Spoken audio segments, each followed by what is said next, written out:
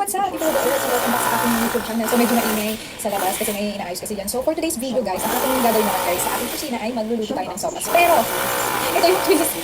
Kulang tayo, guys, sa ricado! Yes, kulang tayo sa ricado. So, ang gagawin natin, magluluto tayo ng sopas, pero meron lang tayo ay carrots, and then pork. Itong pork ay pinakuluan ko na, and then, syempre, yung sibuyas at bawang, at ang ating macaroni pasta. So, konti lang yan. So, hindi tayo magluluto ng madami ngayon. Kasi nga, guys, wala tayong gulay. And meron tayong gatas at kakapalasa. So, carry na yan. So, ngayon, samahan nyo ko, guys, na magluto ng sopas. So, let's go! Magluto na tayo!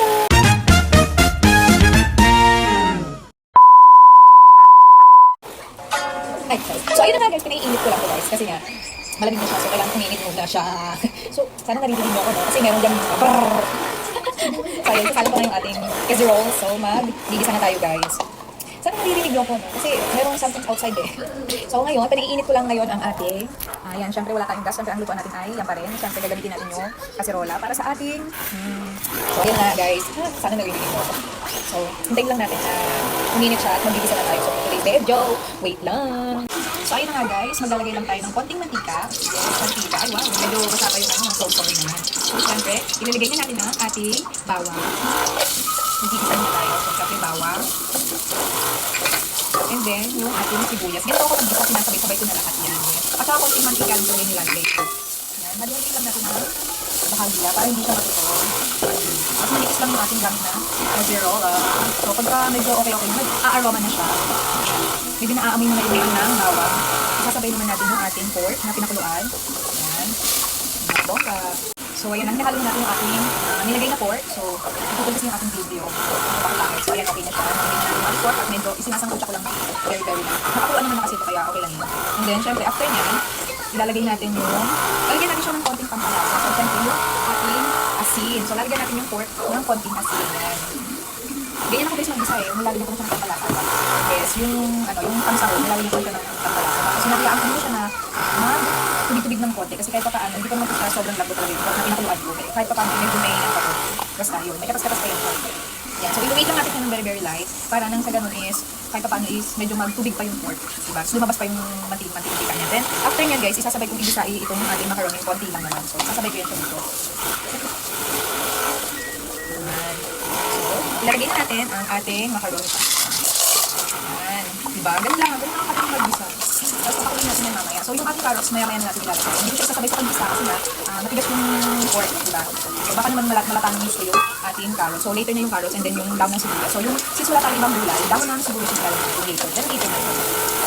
So, lalagyan na natin siya ng sabaw later. Ayan. So ang pinanglalagay kong sabaw guys, alam mo kung ano? Mainit na tubig, yes. Galing sa thermo, para ano, mabilis siyang tumulo. Makadagdag siya sa, makadagdag siya pampalambot sa ating pork. Yan. Yan. Siguro mga kalahating thermo. Para mas mabilis lumambot yung ating pork. Yan. So, haluin lang natin. Nang sa ganun, hindi siya umilalim. Hindi siya dumikit sa mismong kasero. Kasi baka dumikit. So, ayan. So, i-wait lang natin na kumulo siya. Hantayin lang natin siyang kumulo. Diyan ka lang muna. So, babalikan ko kayo. Hello guys, welcome back. So, i-check na natin guys yung ating pinakulong sopas. Kung okay na. Kung kumukulo na ba. So, yes. Okay na siya. Kumukulo na siya. So, since nakumulo na siya, ilalagay na natin guys yung ating pampalasa. Papadagdag sa, yes, yung ating chicken cubes, yes, chicken cubes. Ilalagay na natin ang ating chicken cubes. Para mas malasa siya. Hindi siya yung parang kulang na nga sa gulay, diba? Tapos parang ang lukot pa ng lasa niya. So, syempre, kahit kulang yan sa gulay, pasasarapin natin yan. Hindi naman kasi importante na kompleto ang gulay, kompleto ang ricado. Ang importante kasi is yung lasa talaga. Yes, lasa. I got you. A few moments later.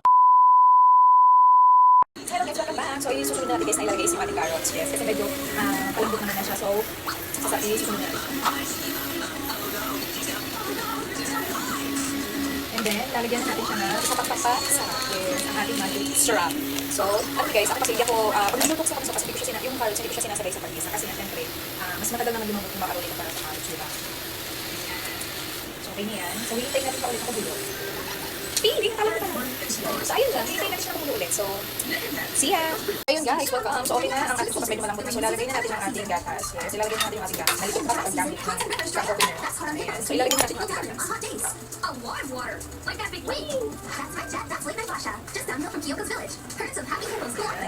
later, after naman ng gatas, ito naman ilalagay natin yung onion string.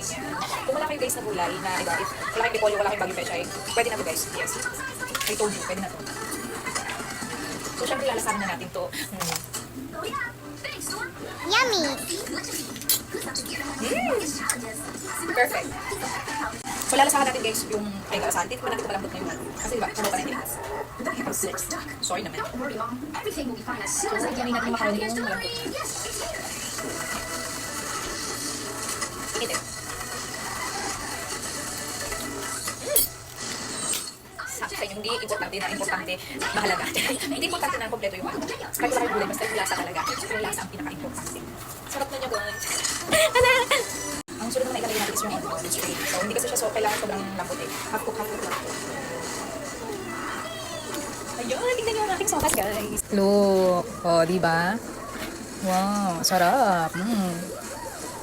Look at that. Yan. So, konting kulo na lang yan siya. Okay na yung lasa niya. So, mga, ilang, segundo. Okay na yan.